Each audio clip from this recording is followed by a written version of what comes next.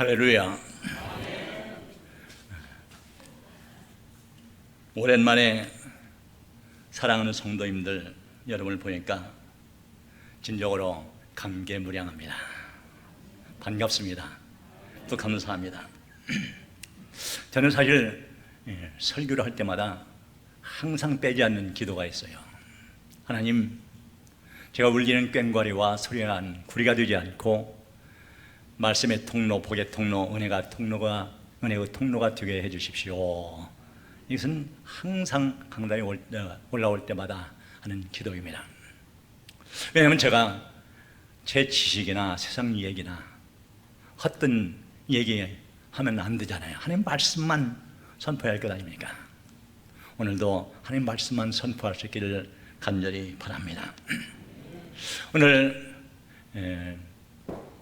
진정으로 이 머릿돌교회 창립 29주년 기념주일, 그리고 맥주 감사주일을 기념하면서 예배드리러 온 여러분을 예수님으로 환영을 합니다.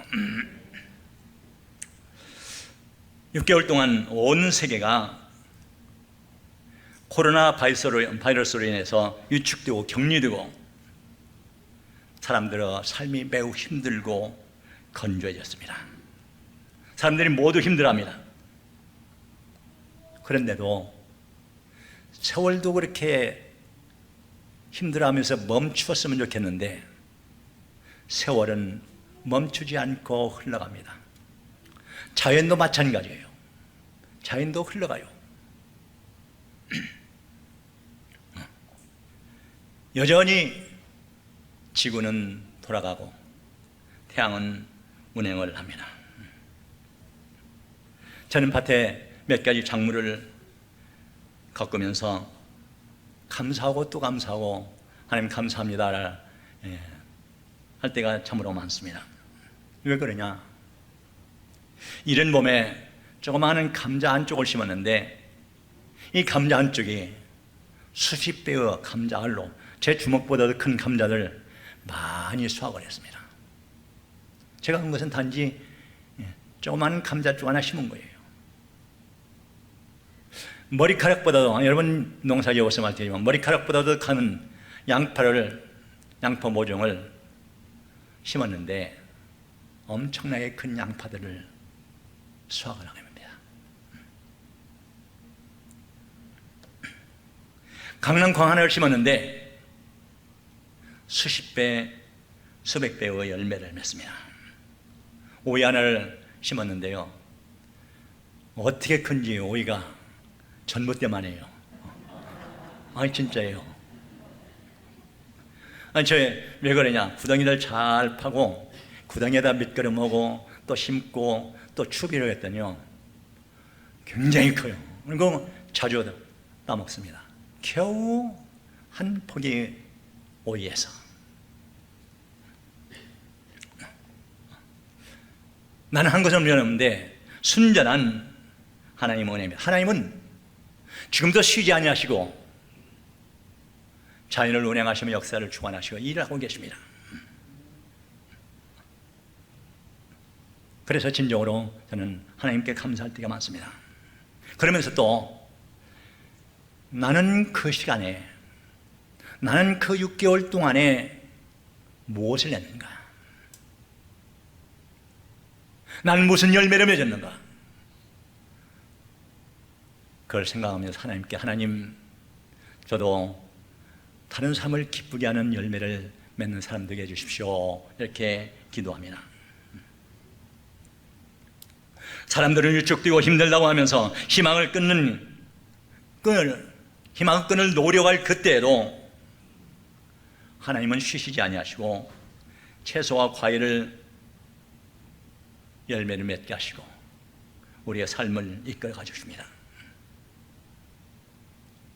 곡식이나 채소에는 농부의 소원이 있어요.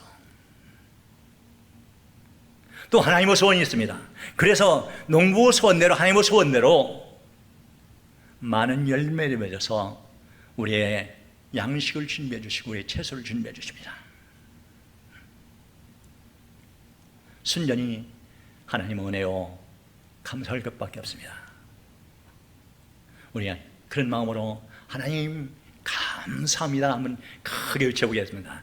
어느 분이 제일 큰가? 제가 귀가 작아서요 다 들려요. 어느 분이 큰가? 제가 그렇게 합니다. 하나님 크게 외쳐보겠습니다. 시작. 아멘. 예, 하나님 감사합니다. 하나님은 또한 훌륭한 저를 도구 삼아서 머릿돌 교회를 시작하셨습니다. 그리고 29년째가 됩니다. 그 사이 하나님은 우리 교회를 보살피시고 건사하셔서 여기에 이르게 하셨습니다. 험난한 세월 가운데서도 하나님은 우리를 경영하시고 운영하시고 보호해 주셔서 여기에 이르게 하셨습니다. 모범적인 교회, 평안한 교회, 아름다운 교회로 만들어 주셨습니다. 여러분, 우리 교회 같이 이렇게 자연과 잘 조화되고 이런 아름다운 교회 본 적 있어요? 없죠. 우리가 같이 평안한 교회 여러분 경험해 봤습니까? 우리 교회 같이 아름답고 평안하고 모범적인 교회 사실 정말 드뭅니다. 순전한 하나님 은혜입니다. 지금까지 지내온 것 주의 크신 은혜나 한이 없는 주의 사랑 어찌 이루 말하랴. 자나 깨나 주의 손이 항상 살펴주시고 모든 일을 주 안에서 형통하게 하시네. 진정으로 하나님은 은혜죠. 사실 우리가 자고 일어나고 앉고 서는 것 하나님은 은혜입니다. 많은 사람이 이것을 망하고 살아요. 내 노력과 내 의지로 살고 내 뜻대로 활동하고 살아가는 것처럼 오해를 합니다. 그러나 하나님의 허락하지 아니하시면은 우리는 앉고 서고 자고 일어날 수가 없어요. 제가 아는 어떤 노인 집사님을 남편이 참 성실했어요. 감사헌금 봉투를 보면요, 감사헌금 봉투에 붓글씨로 썼는데 명필이에요. 근데 이 여집사님이 어느 날 저녁 큰아들, 큰며느리, 작은아들, 작은며느리, 딸 이거는 저녁에 아주 맛있게 음식을 드시고 행복하고 즐겁게 지내고는 잠자리에 들었습니다.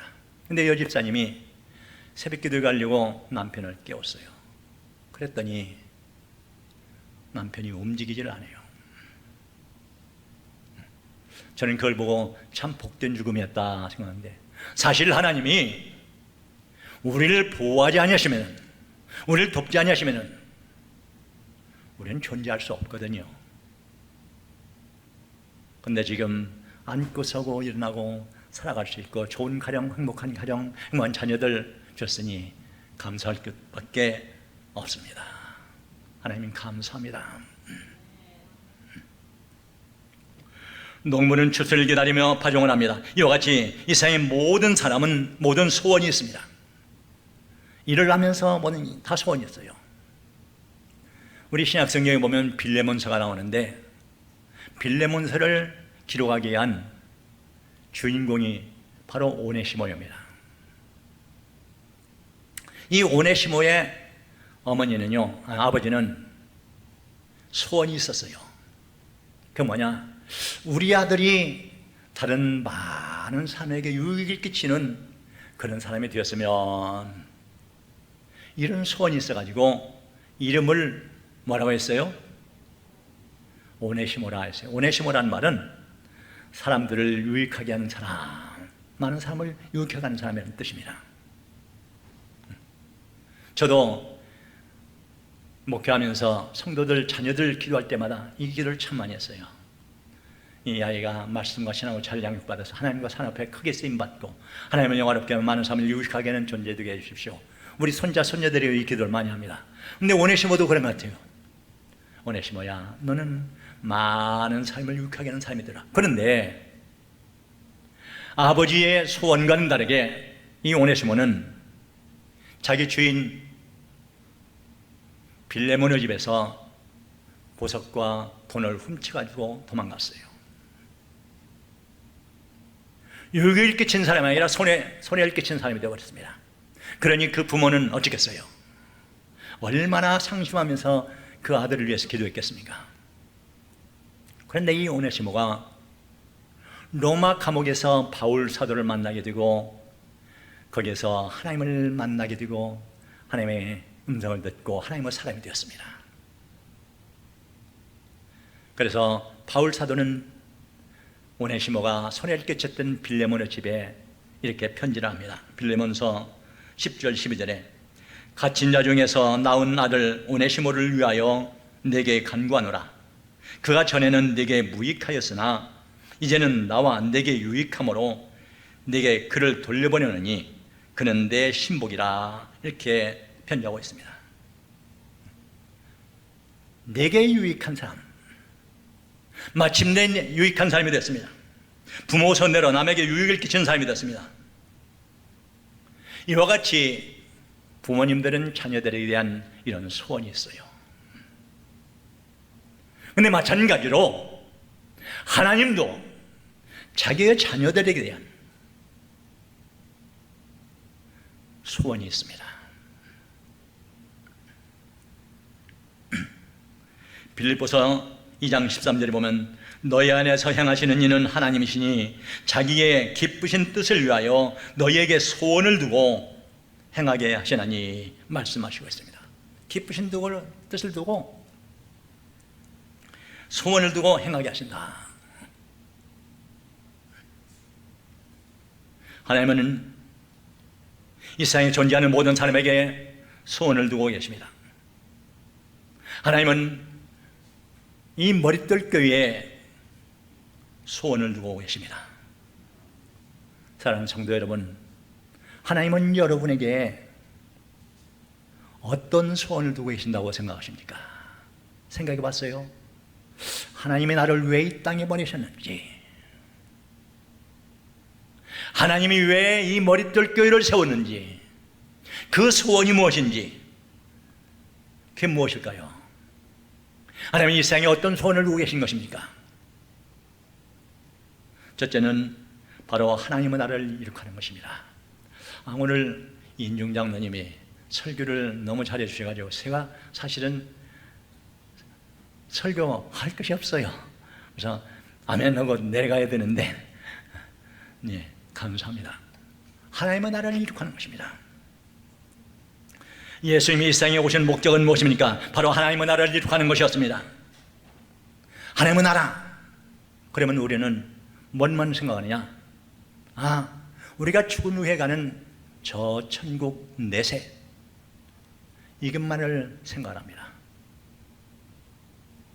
이건 옳습니다. 예수님도 요한복음 14장 1절에 이하에서 말씀하시기를 하나님을 믿으니 곧 나를 믿어 내 아버지 집에 거할 것이 많도다. 내가 너희를 위하여 처소를 예배하러 가느니 처소를 예배하면 내가 다시 와서 너희를 나 있는 곳에 있게 하리라. 천국을 약속하시고 있어요. 이 천국에 대한 소망이 우리의 현실적인 삶을 아름답고 고상하고 경건하게 이끌어가게 합니다. 그날을 기대하면서 준비하고 기대하기 때문에 그 사람은 허틀레버틀레 자기 마음대로 살 수가 없어요. 그래서 아름다운 삶을 살아가고 아름다운 삶을 순화하게 됩니다. 그러나 이 대답은 50%에 지나지 않습니다. 왜 그렇습니까? 어떤 이단자들처럼 곧 종말이 오니까 가정이고 자식이고 부모고 남편이고 아니고 다 필요 없어. 나만 천국 가야지. 이렇게 되면 안 되죠. 이런 사람은 절대로 하나님이 천국에 불러들이지 않습니다. 그날을 기대하며 준비하며 살아야 됩니다. 소망하여 됩니다. 그러나 하나님의 더 큰 소원은 지금 우리를 통해서 현실적인 현세적인 하나님의 나라를 이룩하기를 원하십니다.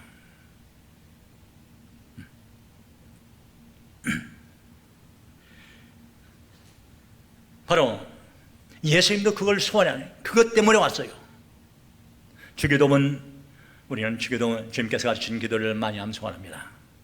하늘에 계신 우리 아버지, 아버지 이름이 거룩하게 하시며, 그 다음에 아버지의 나라가 오게 하시며, 또 아버지의 뜻이 하늘에서 이루어진 것 같이 땅에서도 이루어지게 하소서. 사실 기도 제목 두 번째, 세 번째가 뭐예요? 하나님의 나라를 이 땅에 이루는 것입니다.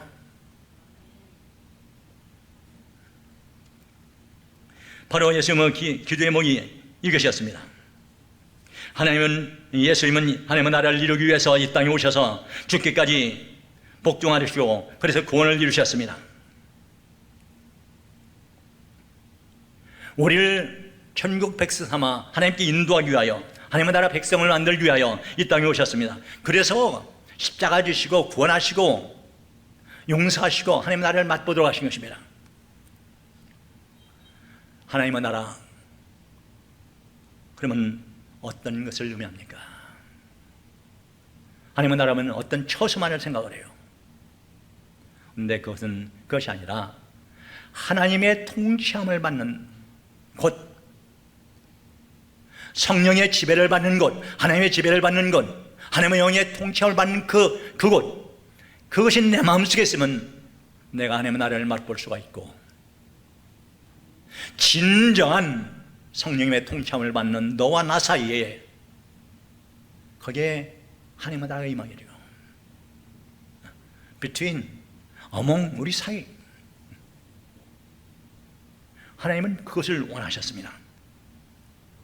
하나님의 통치가 이루어지는 것을 의미합니다. 하나님의 영에 지배받고 이끌림을 당하는 것입니다. 거기에서 하나님의 나라를 맛볼 수가 있죠. 3살짜리 어린아이를 엄마가 잠깐 떼어놓고 장에 갔다 오려고, 시장에 상림에 갔다 오려고 했습니다. 그리고는 이모한테 맡겼어요. 그랬더니 애가 그냥 둥글고 막 오래되고 발을 비비면서 울어요. 이모가 아무리 안아주고 달래주고 맛있는 간식을 주고 장난감을 주고 막 걸러줘도 소용이 없어요. 그러더니 제 엄마가 가게에 갔다가 오니까요, 언제 그랬냐시 엄마 품에 딱 안기면서 그냥 눈물 딱 그쳐요. 아니, 저 이모도 이모나 엄마나 똑같잖아요. 왜 그렇습니까?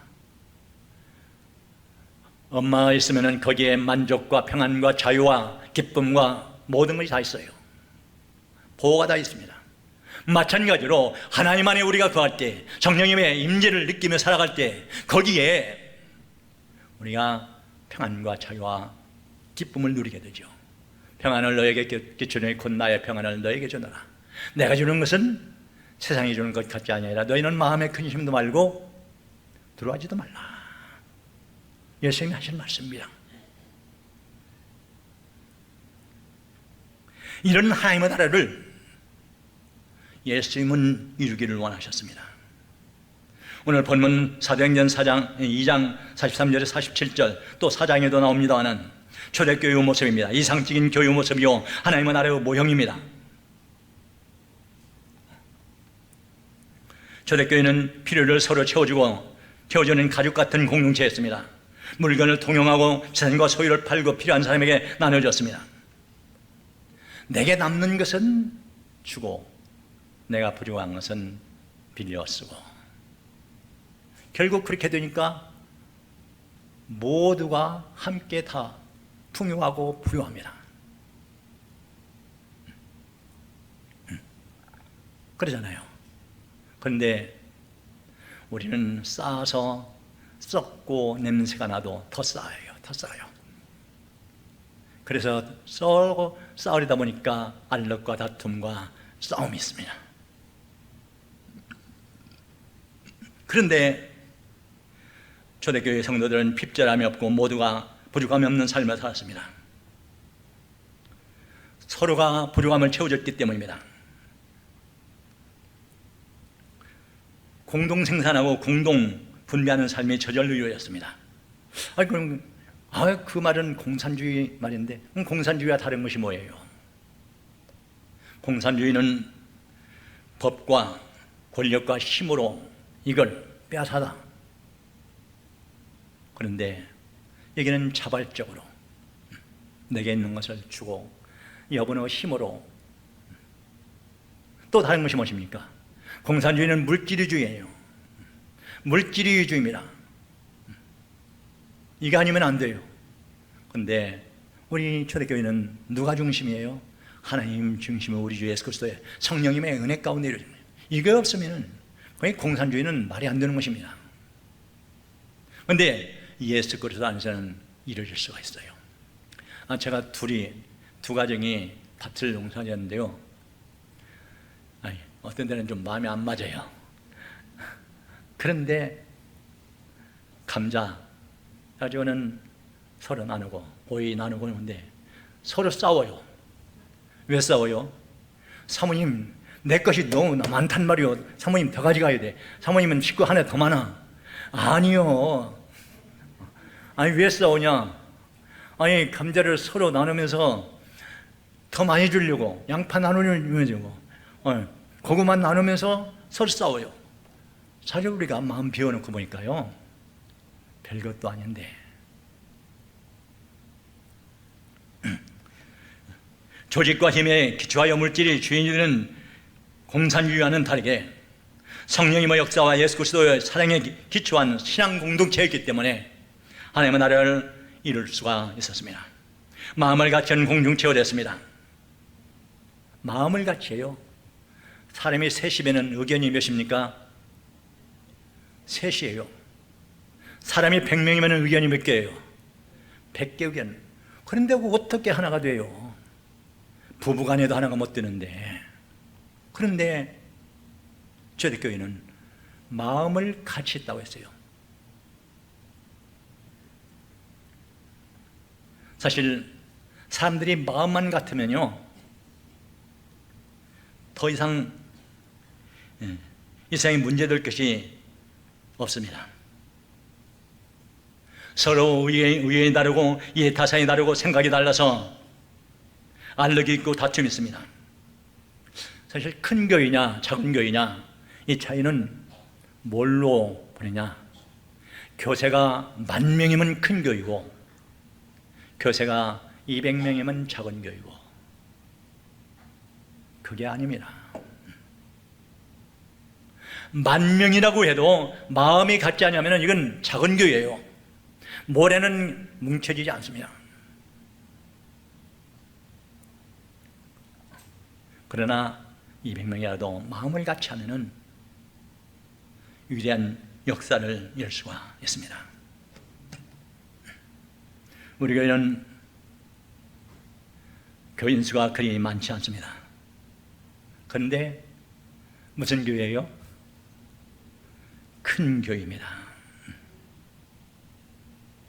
적은 교사로서 교회 부지를 확보하고 평안한 교회당을, 예배당을 건축하고 우리 교회 같이 서로 이렇게 마음이 하나가 되고 알력이 없고 다툼이 평안한 교회 어디 있으면 한번 말씀해 보십시오.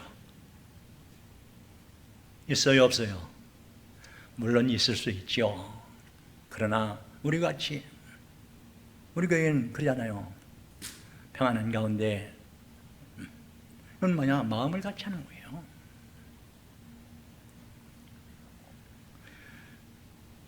그래서 29년 동안 서로 마음을 같이 해서 지금 여기에 이르렀습니다. 그러니까 우리 교회는 모범적인 교회인 줄 믿습니다. 예. 그러면 어느 때 마음을 같이 할 수 있습니까? 바로 예수 그리스도의 마음을 가지고 다른 사람을 나보다 더 높게 여기고 낮게 여기고 그를 존중할 때입니다. 내 자신의 생각보다 역지사지의 심정으로 겸손히 이웃을 영접할 때 마음을 같이 할 수가 있습니다. 너희 안에 이 마음을 품어라. 곧 그리스도 예수의 마음이니 그는 근본 하나님의 본체시나 하나님과 동등됨을 취할 것을 여기지 아니하시고 자기를 비워 죽게까지 복종하셨으니 오히려 십자가에 죽으십니다. 바로 예수님이 이 땅에 오신 이유가 그것입니다. 예수님 마음을 품게 되면 예수님은 내가 하나님의 아들이요 내가 하나님이다, 나 데워라. 그런 적이 한 번도 없어요. 동등됨을 취할 것을 기지 아니했습니다. 오히려 죽기까지 부족하기 때문에, 복종하기 때문에 하늘에 있는 것과 땅에 있는 것, 땅 아래에 있는 모든 만물로 그리스도 앞에 무릎을 꿇게 하시고 예수를 주라 신하여 하나님 아버지께 영광 돌리게 하셨느니라. 그래서 초대교회는 마음을 같이 할 수 있었습니다. 성전에 모이기를 힘썼습니다. 그런 마음을 지탱해 주는 것은 바로 예배요 하나님의 말씀이었습니다. 하나님의 은혜에 감격하여 하나님의 뜻이 무엇인지 분별하고 하나님께 경배하기 위해 모이게 힘썼습니다. 살아계신 하나님 앞에 그 영적 임재, 그 느끼면서 경배하고 예배를 드렸어요. 저는 이 영적 임재라는 말을 참 좋아해요. Spiritual presence, 영적으로 지금 이곳에 계시는 주님, 내가 그 하나님께 예배드리고 그 하나님께 기도하고 그 하나님을 경배하는 것, 이게 예배입니다.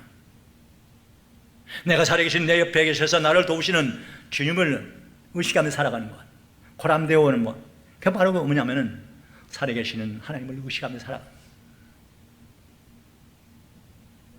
이런 경배, 이런 예배를 드렸습니다. 또 순전한 마음, 순수한 마음, 깨끗한 마음을 가질 수 있었습니다. 바로 이러한 예배를 통해서, 이러한 마음을 통해서, 이러한 성령의 통참을 통해서 순전한 마음, 깨끗한 마음, 순수한 마음을 가졌습니다. 한 아버지, 한 어머니, 한 가정, 한 형제 자매처럼 떡을 떼며 음식을 먹었습니다. 한 하나님, 한 예수 그리스도, 한 성령, 한 교회.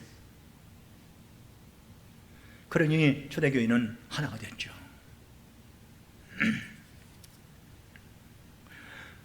위로 하나님을 경배하며 수평적으로 이웃을 섬기고 사랑하고 수직적으로 모든 피조물을 지배하고 다스리는, 여기에 하나님의 나라가 임할 수가 있습니다. 그런데 성경을 읽다가 보면은 정말 그럴 수 있을까? 내 것을 내 것이라 하지 않고 내 것을 팔아가지고 주고 필요한 사람에게 주고,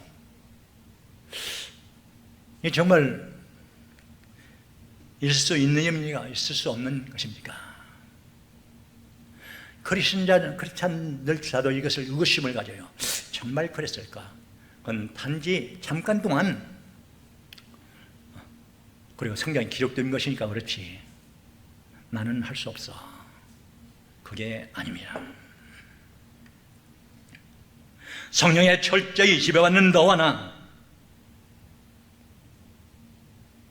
성령에 철저히 인도함을 받는 너와 나, 성령 충만한 삶, 너와 나 사이에서는 이루어질 수가 있죠.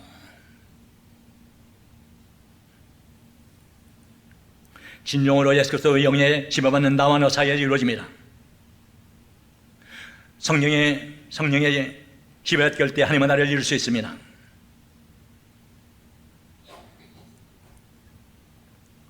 그러면은 우리 교회는 하나님의 나라입니까? 아닙니까? 여기에서 우리 교회에서 예배를 드리면서 하나님의 나라를 맛보고 있습니까?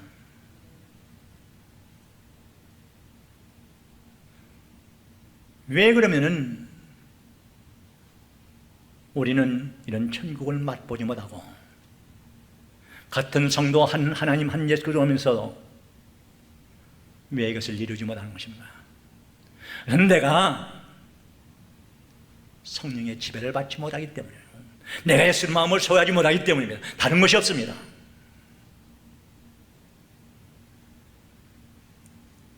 진정으로 너와 내가 예수 그리스도의 마음을 품지 못하기 때문입니다. 진정으로 너와 내가 살아계신 하나님 그 임재를 느끼지 못하기 때문에 그렇습니다. 현대인들은 심판이라는 말을 참 싫어해요. 그러나 살아계신 하나님을 복을 주실 뿐만 아니라 심판도 하십니다. 간절히 바라옵기는 우리 머릿돌 교회가 모든 성도들이 성령 충만하고 말씀에 충만하고, 그래서 초대교회 그 하나님의 나라를 이루고 맛보는 교회들 시기를 예수님으로 축원합니다. 이룰 수 있어요, 없어요? 아멘. 감사합니다.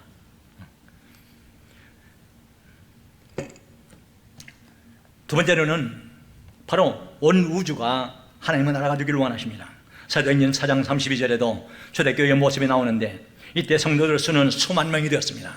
3,000명이 회개하고 돌아오고 5,000명이 회개하고 돌아왔어요. 그럼 벌써 8,000명입니다. 거기에다가 기존의 교인이 있습니다. 수만 명이 모여서 서로 하나가 돼서 물건을 통용하고 서로 깨끗한 마음으로 음식을 나누고, 얼마나 좋습니까? 이보다 더 바랄 것이 없어요. 그런데 이런 하나님마다 모형인 초대교회에 엄청난 핍박이 왔습니다. 8장 1절 보십시오. 사울은 그가 죽임당함을 마땅히 여기더라. 그날에 예루살렘에 있는 교회에 큰 핍박이 있어 사도회는 다 유대와 사마리아 모든 땅으로 흩어지니라. 얼마나 핍박이 있습니까? 거기 보면 멸주, 절멸이라고 했어요. 완전히 사울이. 그래서 12사도교회는 모두 흩어져 버렸어요. 얼마나 핍박이 심했는지. 왜 이상적인 교회사인 초대교회에 이러한 핍박이 오는 것입니까?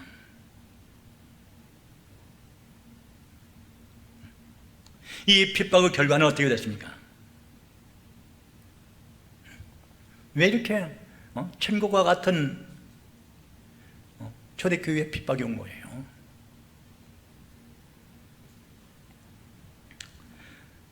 사절 우리 같이 한번 봉독하겠습니다. 8장 4절 시작. 흩어진 사람들이 두루다니며 복음의 말씀을 전할세. 아멘. 또한 빌립이 사마리아의 복음을 전파하니 8장 8절에 사마리아 성에 큰 기쁨이 있더라 말씀하시고 있습니다. 왜 이렇게 핍박이 오는 거예요?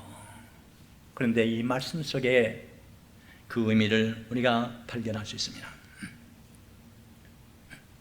8장 1절을 읽어보면 성경 어느 구절이 생각이 납니까? 8장 1절에 예루살렘, 유다, 사마리아와 모든 땅. 몇 장 몇 절에 비슷한 말씀이 나와요? 거꾸로 사도행전 1장 8절. 오직 성령이 너희에게 임하시면 너희가 권능을 받고 그 다음에 예루살렘과 사마리아와 땅끝까지 이르러 내 증인이 되리라. 그런데 오늘 예루살렘에 핍박이 오니까 사마리아로, 그 다음에 모든 땅으로. 모범적으로 빌립이 사마리아에 가서 복음을 전했습니다. 많은 사람들이 다 흩어졌어요. 거기서 예배를 드렸습니다. 거기가 교회가 됐습니다. 그러니까 그전에는 초대교회 하나밖에 없었어요.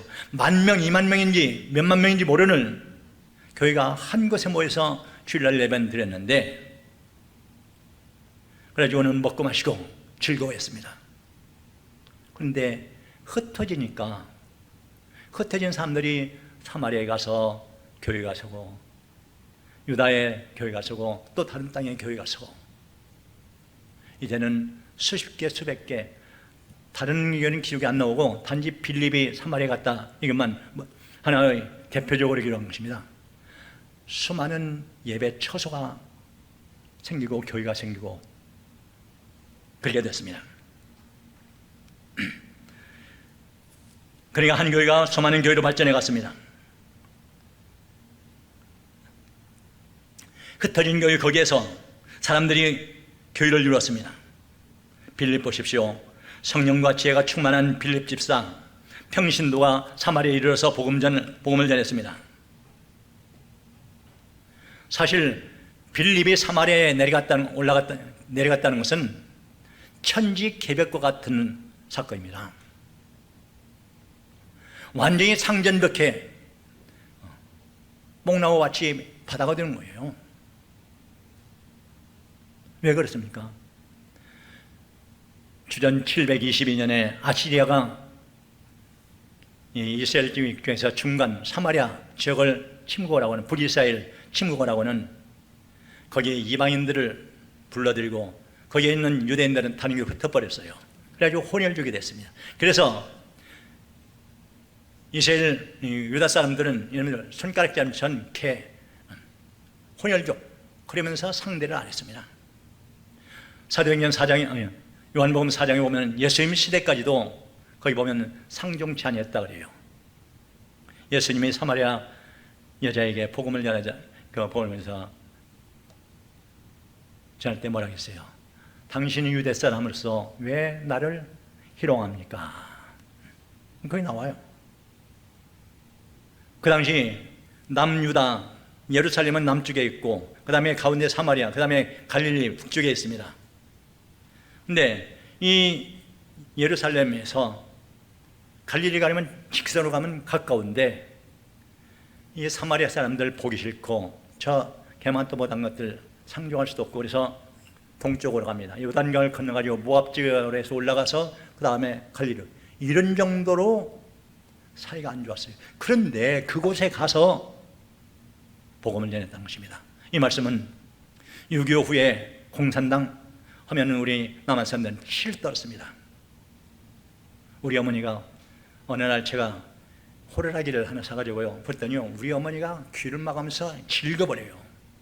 왜 그래요? 6.25 때 호루라기 쏘려면은 그냥 공산당 뭐 이거 이어져 버리는 거예요.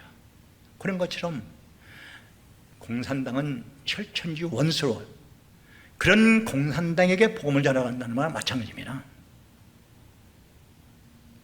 빌립은 그곳에 가서 복음을 전했습니다. 그랬더니 8장 8절 그 상에 큰 기쁨이 있더라.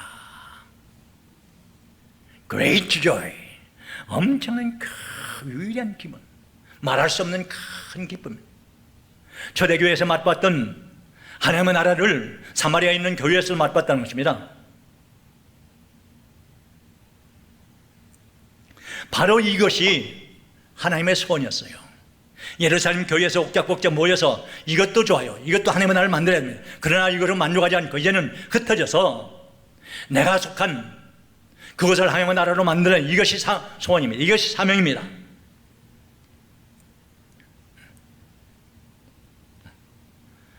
빌립은 순종할 수 없었지만은 성령님의 지배를 받고 순종함에 따라서 그 결과로 사마리아에도 예루살렘 초대교회에서 그 기쁨이 있었다는 거예요.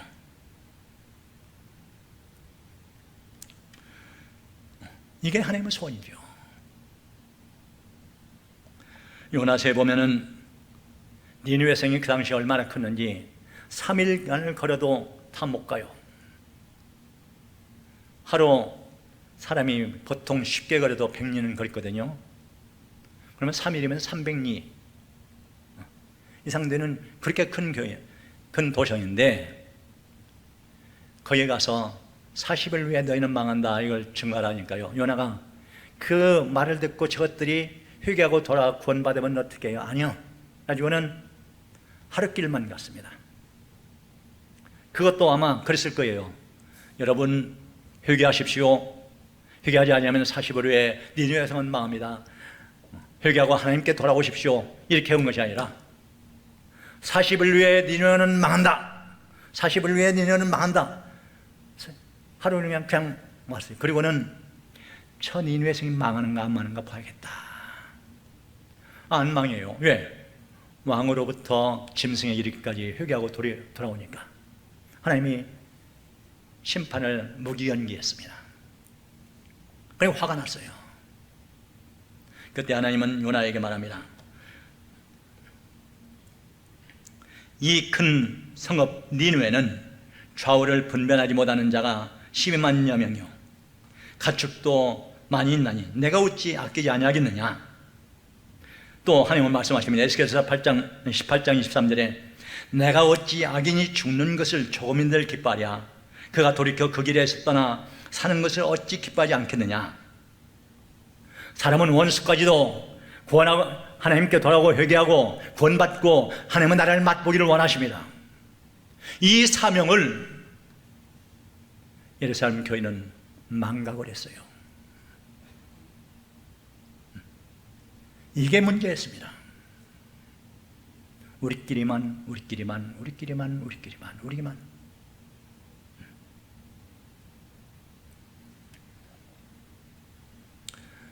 내가 나를 맛본 하나님의 나라를 전하여 하나님의 나라를 만들라고 하십니다.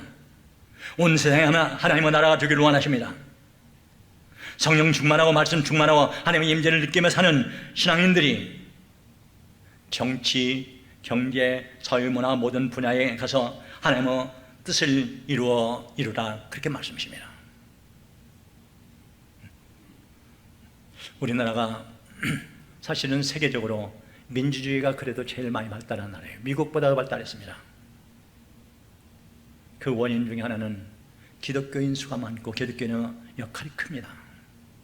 그러나 아직도 부족한 것은 우리를 예수 믿는 신앙인들이 가정에서나 삶의 처소에서나 직장에서 이렇게 복음을 내서 빌립처럼 이것이 하나님의 소원이에요. 그래서 온 우주가 하나님의 나라가 되기를 원하십니다.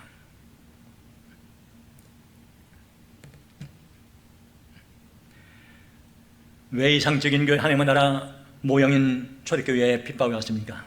바로 이렇게 끼리끼리 모여 살았기 때문입니다.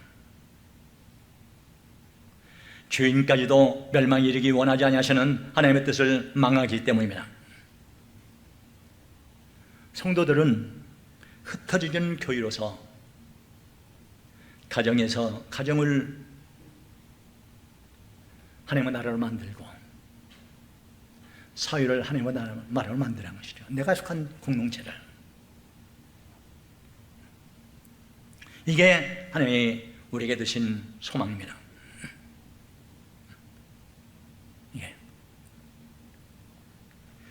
하나님은 머리돌교를 통해서 바로 성령 충만하고 성령의 철저히 지배받는 나를 통해 하나님의 나라가 이루어지고 확장되어 마침내 온 세계가 하나님의 나라가 되기를 원하십니다. 이것이 하나님의 소원입니다. 하나님의 소원을 이루어드리는 여러분들 있기를 예수님으로 축원합니다.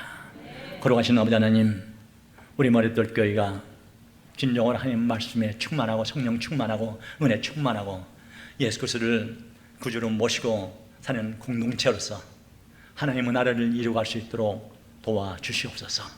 이제는 그것으로 만족하지 않고 이제는 흩어지는 교회로서 우리 자신들이 내가 속한 삶의 자리, 직장과 가정과 사회에서 복음을 전함으로 하나님의 나라를 이루어갈 수 있도록 도와주시옵소서.